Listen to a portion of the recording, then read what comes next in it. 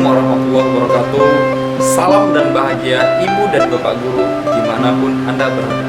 Saya Yogi Agung Pratama, Wakil Kepala Sekolah Bidang Kurikulum SMA Negeri 5 Bagan Sinembah, akan berbagi praktik baik mengenai implementasi kurikulum merdeka berdasarkan kesiapan satuan pendidikan dan pendidik di SMA Negeri 5 Bagan Sinembah. Yang pertama yaitu mengenai pengembangan kurikulum operasional satuan pendidikan. Kurikulum operasional di satuan pendidikan atau biasa disingkat dengan KOSP memuat seluruh rencana proses belajar yang diselenggarakan di satuan pendidikan sebagai pedoman seluruh penyelenggaraan pembelajaran. Untuk menjadikannya bermakna, kurikulum operasional satuan pendidikan atau KOSP dikembangkan sesuai dengan konteks dan kebutuhan peserta didik dan satuan pendidikan. Terdapat 5 prinsip pengembangan KOSP SMA Negeri 5 Bagan Sinembah, yaitu 1. Berpusat pada peserta didik, yaitu pembelajaran harus memenuhi keragaman potensi, kebutuhan perkembangan dan tahapan belajar, serta kepentingan peserta didik. Profil pelajar Pancasila selalu menjadi rujukan semua tahapan dalam penyusunan kurikulum operasional di SMA Negeri 5 Bagan Sinembah. 2. Kontekstual, yaitu menunjukkan kekhasan dan sesuai dengan karakteristik satuan pendidikan, konteks sosial budaya, dan lingkungan di sekitar SMA Negeri 5 Bagan Sinembah. 3. Esensial, yaitu memuat semua unsur informasi penting atau utama yang dibutuhkan dan digunakan di satuan pendidikan. 4. Akuntabel, yaitu dapat dipertanggungjawabkan karena berbasis data dan aktual. 5. Melibatkan berbagai pemangku kepentingan, yaitu melibatkan komite satuan pendidikan dan berbagai pemangku kepentingan antara lain orang tua murid, organisasi, berbagai sentra di bawah koordinasi dan supervisi Dinas Pendidikan Provinsi Riau.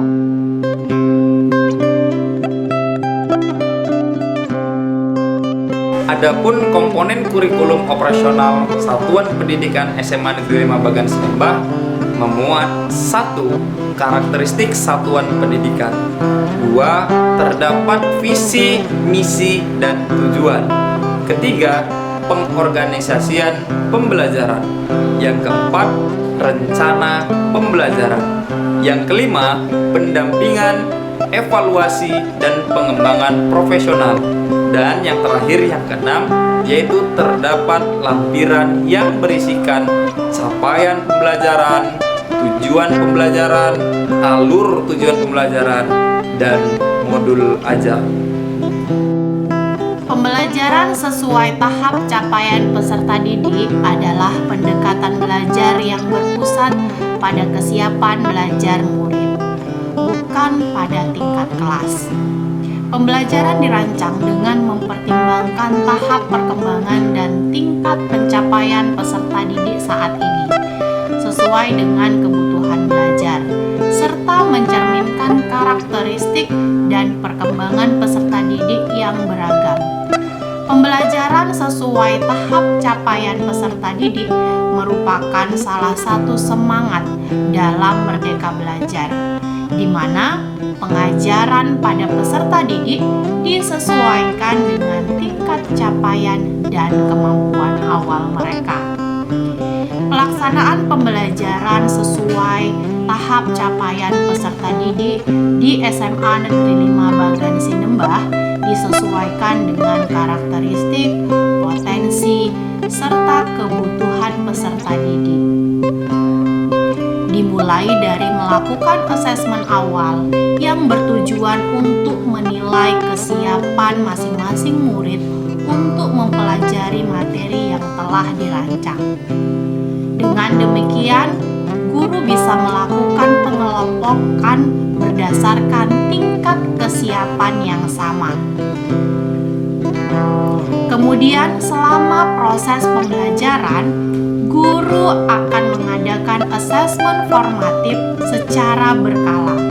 Dan di akhir proses pembelajaran, guru akan mengadakan asesmen sumatif sebagai proses evaluasi ketercapaian tujuan pembelajaran. Sebelum melakukan pembelajaran, majelis guru yang ada di SMA Negeri 5 memodifikasi modul ajar yang sudah disediakan oleh Kemendikbudristek melalui kegiatan in-house training. Tujuan dari kegiatan ini adalah untuk menghasilkan modul ajar yang sesuai dengan kebutuhan peserta didik serta modul ajar yang disesuaikan dengan kondisi lingkungan yang ada di SMA Negeri 5 Bagan Sinembah. Kriteria modul ajar harus esensial, menarik, bermakna dan menantang, relevan dan kontekstual, serta berkesinambungan. Dalam modul ajar terdapat beberapa komponen yang tidak boleh dilupakan. Komponen utama, komponen detail, dan lampiran. Komponen utama terdiri dari fase capaian pembelajaran, jumlah jam pembelajaran, mode pembelajaran, model pembelajaran, tujuan pembelajaran, dimensi profil pelajar Pancasila, pengetahuan atau keterampilan prasyarat, dan pemahaman bermakna. Komponen detail terdiri dari bahan ajar, referensi yang digunakan, ketersediaan materi, rencana asesmen yang akan dilakukan, sarana dan prasarana yang digunakan dalam proses pembelajaran, target siswa yang akan diajarkan, serta rincian kegiatan yang dimulai dari persiapan pembelajaran, pertanyaan pemantik, kegiatan pembelajaran, refleksi, kriteria mengukur ketercapaian tujuan pembelajaran, proses asesmen, dan pertanyaan refleksi. Dan komponen yang terakhir adalah lampiran. Lampiran ini berisi tentang lembar aktivitas, rubrik penilaian, kriteria ketercapaian, dan pedoman observasi dimensi.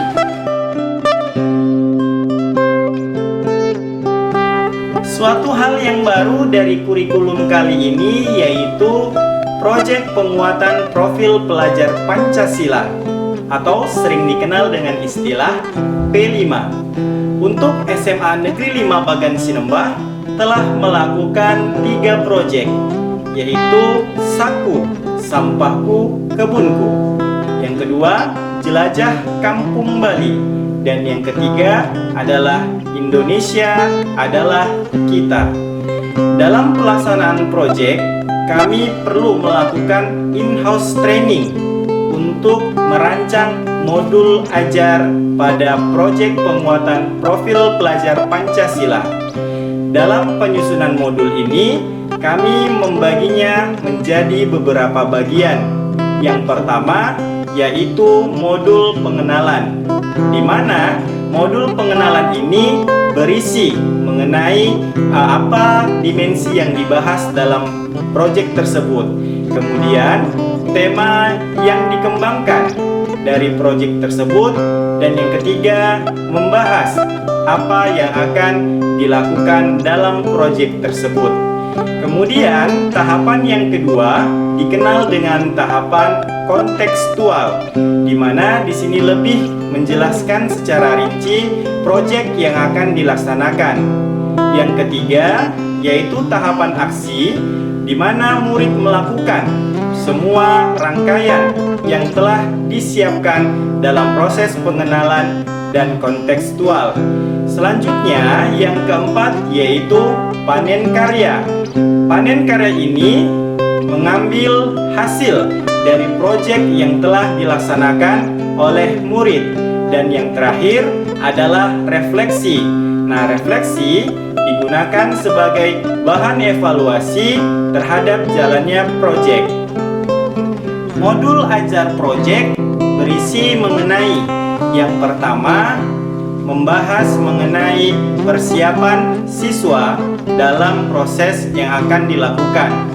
Yang kedua, guru menjelaskan mengenai materi yang ada pada proyek tersebut. Yang ketiga, guru memberikan refleksi terhadap siswa mengenai proyek yang dilakukan. Nah, setelah modul semua selesai, maka guru sebagai fasilitator membimbing murid-murid untuk menjalankan proyek yang ada di SMA Negeri 5 Bagan Sinembah. Proyek yang dilakukan di SMA Negeri 5 yang pertama yaitu Saku, Sampahku, Kebunku, yang diambil dari tema gaya hidup berkelanjutan. Dimensi yang dikuatkan yaitu kreatif dan gotong royong. Di SMA Negeri 5 Bagan Sinembah, untuk proyek Saku, kami membaginya menjadi 5 topik. Topik yang pertama yaitu media tanam tanah. Nah, media tanam tanah ini kami mengambil dari limbah yang pertama yaitu kemasan minyak goreng. Yang kedua, botol air mineral, dan yang ketiga adalah botol parfum laundry. Topik yang kedua yaitu media tanam air, di mana pada topik ini kami lebih menekankan pada sistem hidroponik. Yang kami gunakan medianya yaitu yang pertama styrofoam box makanan, yang kedua styrofoam box ikan, dan yang ketiga adalah botol air mineral.